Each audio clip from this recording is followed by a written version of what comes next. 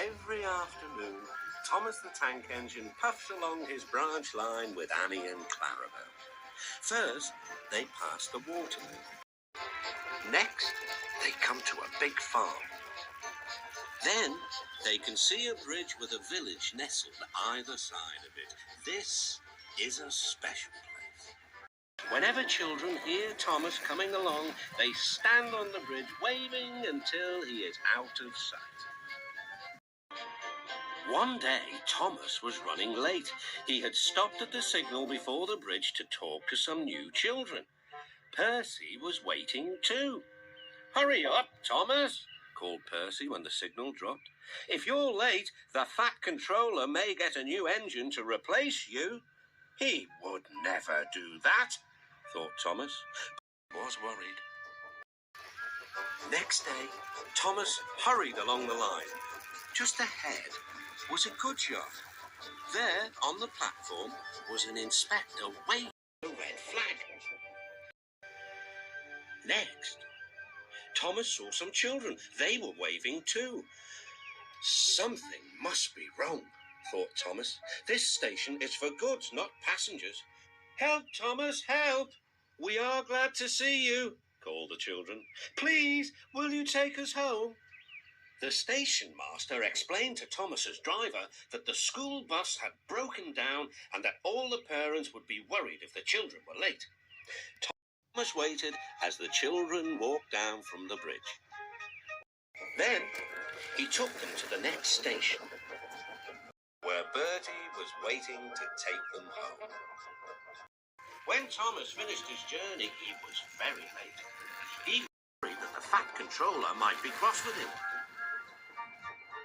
"I warned Thomas," puffed Percy to James. "He's been late one time too many. He'll be in trouble now." But next morning, the Fat Controller was nowhere to be seen.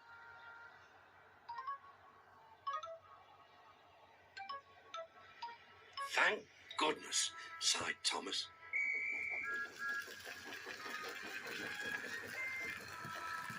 Thomas knows every part of his branch line, but just ahead was a stretch where the hot sun had bent the rails crack.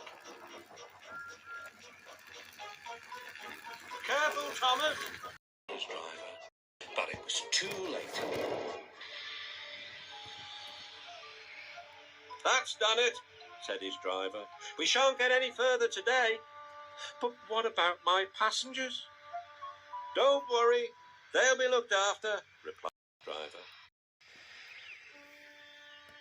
While workmen repaired the line, Thomas had to shunt trucks in the yard. Bertie came to see him.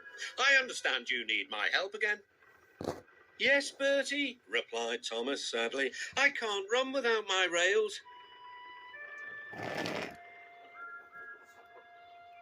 Bertie set off to collect Thomas's passengers. "Hello, Bertie," they said. "We are glad you are here." Bertie drove along the road by the railway. He stopped at each station along the line.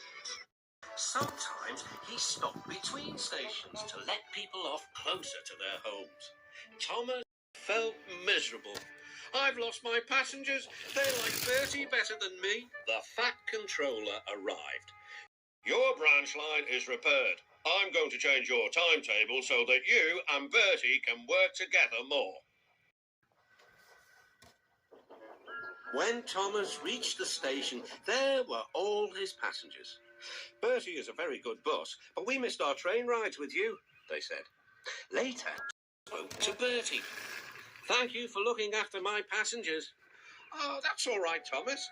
I like to make new friends, but I'm glad to share them with you." "Bertie," said Thomas, "you're a very good friend indeed."